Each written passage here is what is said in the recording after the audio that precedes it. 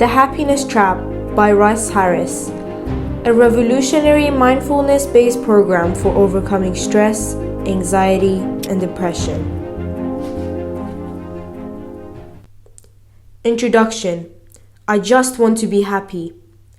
Just suppose for a moment that almost everything you believed about finding happiness turned out to be inaccurate, misleading, or false.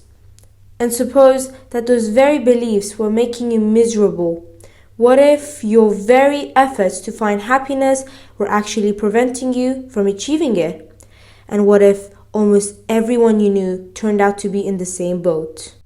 Including all those psychologists, psychiatrists, and self-help gurus who claim to have all the answers. I'm not posing these questions just to grab your attention. This book is based on a growing body of scientific research that suggests we are all caught in a powerful psychological trap. We lead our lives ruled by many unhelpful and inaccurate beliefs about happiness, ideas widely accepted because everyone knows they are true. These beliefs seem to make good sense. That's why you encounter them in nearly every self-help book you've ever read. But unfortunately, these misleading ideas create a vicious cycle in which the more we try to find happiness, the more we suffer. And the psychological trap is so well hidden, we don't even have a clue we're caught in it. That's the bad news.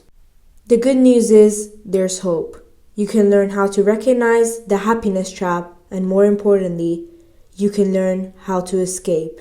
And this book will give you the skills and knowledge to do so. It's based on a revolutionary new development in human psychology. A powerful model for change known as acceptance and commitment therapy, or ACT. ACT, pronounced like the word act, was developed in the United States by psychologist Stephen Hayes and his colleagues, Kelly Wilson and Kirk Stossel. ACT has been astoundingly effective in helping people with a wide range of problems, from depression and anxiety to chronic pain and even drug addiction. For example, in one remarkable study, psychologists Patty Batch and Stephen Hayes used ACT with patients suffering from chronic schizophrenia and found that only 4 hours of therapy were sufficient to reduce hospital readmission rates by half. ACT has also proved highly effective for the less dramatic problems that millions of us encounter, such as quitting smoking and reducing stress in the workplace. Unlike the vast majority of other therapists, ACT has a firm basis in scientific research, and because of this, it is rapidly growing in popularity among psychologists all around the world.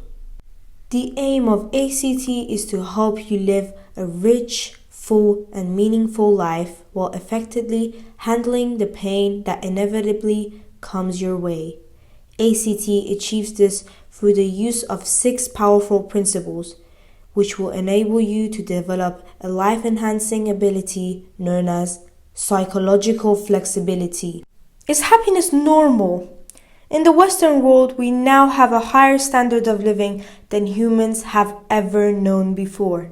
We have better medical treatment, better food, better housing conditions, better sanitations, more money, more welfare service, and more access to education, justice, travel, entertainment, and career opportunities. Indeed, today's middle class lives better than the royalty of not so long ago, and yet humans today don't seem to be very happy. The self-help sections of bookstores are packed with the books on depression, anxiety, stress, and relationship problems, addiction, and more. Meanwhile, on the television and radio, the experts bombard us with daily advice on how to improve our lives.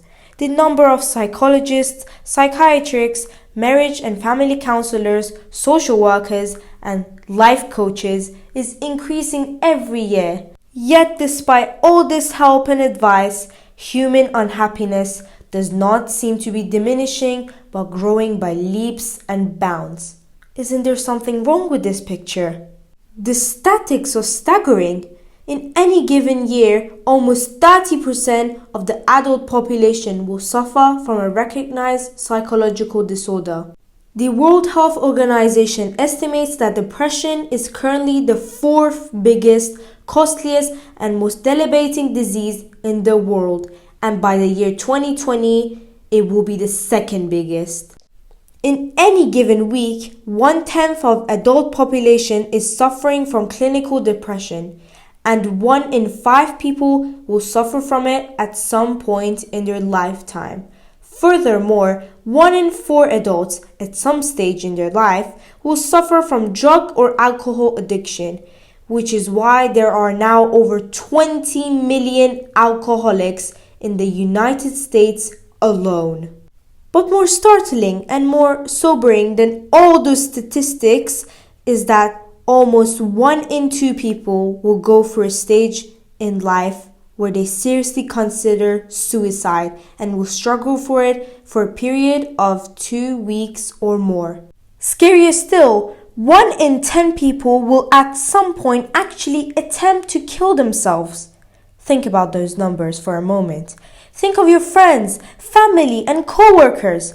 Almost half of them will at some point be so overwhelmed by misery that they seriously contemplate suicide. 1 in 10 will actually go on to attempt it. Clearly, lasting happiness is not normal. Why is it so difficult to be happy? To answer this question, let's take a journey back in time. The modern human mind, with its amazing ability to analyze, plan, create, and communicate, has largely evolved over the last 100,000 years since our species, Homo sapiens, first appeared on the planet. But our minds did not evolve to make us feel good so we could tell jokes, write poems, or say, I love you. Our minds evolved to help us survive in a world fraught with danger. Imagine that you're an early human hunter-gatherer. What are your essential needs in order to survive and reproduce? There are 4 of them: food, water, shelter, and sex. But none of these things matter if you're dead. So the number 1 priority of the primitive human mind was to look out for anything that might harm you, and avoid it. The primitive mind was basically a don't get killed device, and it proved enormously useful. The better our ancestors became at anticipating and avoiding danger, the longer they lived and the more children they had. So with each generation, the human mind became increasingly skilled at predicting and avoiding danger.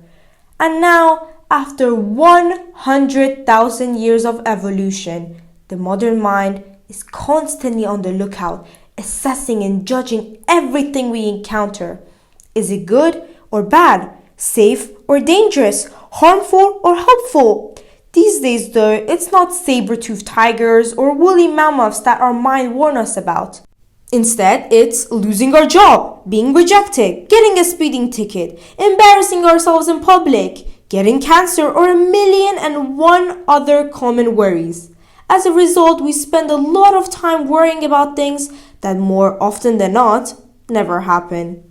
Another essential for the survival of any early human is to belong to a group. If your clan boosts you out, it won't be long before the wolves find you. So how does the mind protect you from rejection by the group? By comparing you with the other members of the clan. Am I fitting in? Am I doing the right thing? Am I contributing enough? Am I as good as the others? Am I doing anything that might get me rejected? Sounds familiar? Our modern day minds are continually warning us of rejection and comparing us to the rest of society.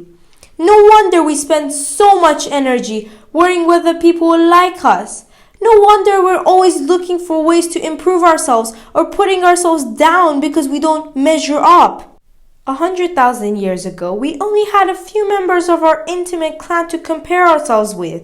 But these days, we only need to glance at a newspaper, magazine, or television to instantly find a whole host of people who are smarter, richer, slimmer, sexier, more famous, more powerful, or more successful than we are.